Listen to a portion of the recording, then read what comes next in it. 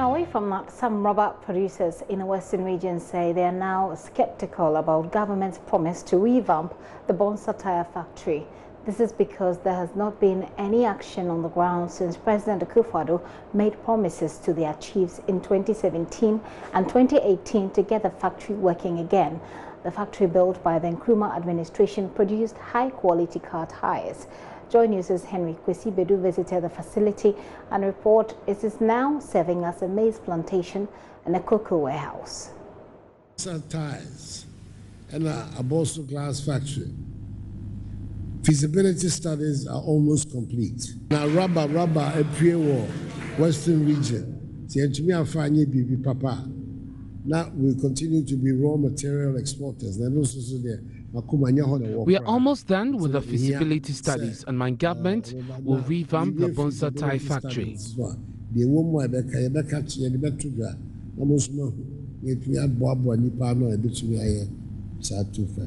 President Akufo-Addo disclosing to the chiefs and people of the Western region that feasibility studies of a Bonsa tire factory was almost complete as part of efforts to revive it 2 years ago.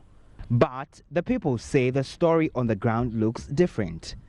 A maize plantation and a cocoa warehouse are now part of a once mighty tire processing factory. On both sides of the inner perimeter are huge industrial machines crying for rehabilitation. Names like Okore, Ponko and Karifi are visible on the factory's last production in 1998. A former employee, Joseph Aban, talks about how the collapse of the factory has affected him.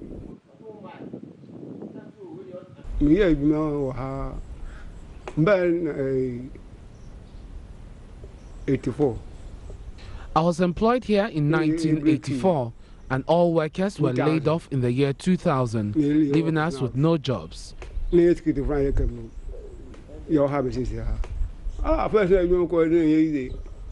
When the factory was fully operational, we were paid well, and I took good care of my family. Now, as a security person, my salary is petty and also delayed.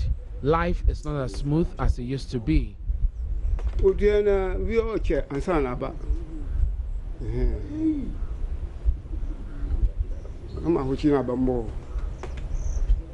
In the over 20 years after the shutdown, the town where the tire factory is situated, Bonsa, has struggled to figure out a way to survive.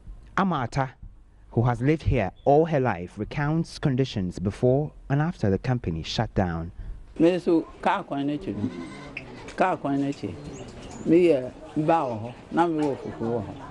operated a local eatery for workers at the Bonsa tire factory. 6 o'clock. My business was booming as most workers ate from my place. Bonsa is a ghost town following the collapse of the tire factory.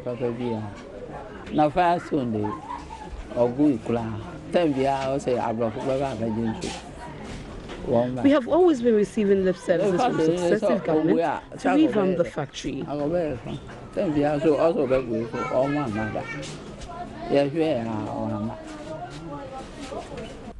Less than 20 minutes drive from the factory lies a huge rubber plantation, a major raw material for tire production.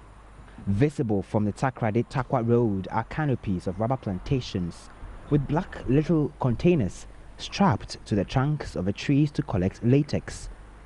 A portion is being processed by the Ghana Rubber Estates for export. Rubber is being cultivated largely across every district in the Western region and some parts of the Eastern and Ashanti regions. Patrick Kojo Oklu is an executive member of the Rubber Outgrowers Association. He wants government to add value to Ghana's rubber. If the government will save our soul, we can bring in any investor who is ready to add value to the rubber, like what Grill is doing. And secondly, we add other values in a chain, because the value chain can make us produce Wellington boots, gloves that we use in the hospital, and internationally look at the demand for condom. We use this very thing for condom. So can our people help some of us to establish those factories so that as the raw material is here, we use it to create jobs for the youth and as well as livelihood enhancement. With Ghana faced with rising unemployment and sinking cocoa and gold sectors, it appears this is just the time to turn this factory around.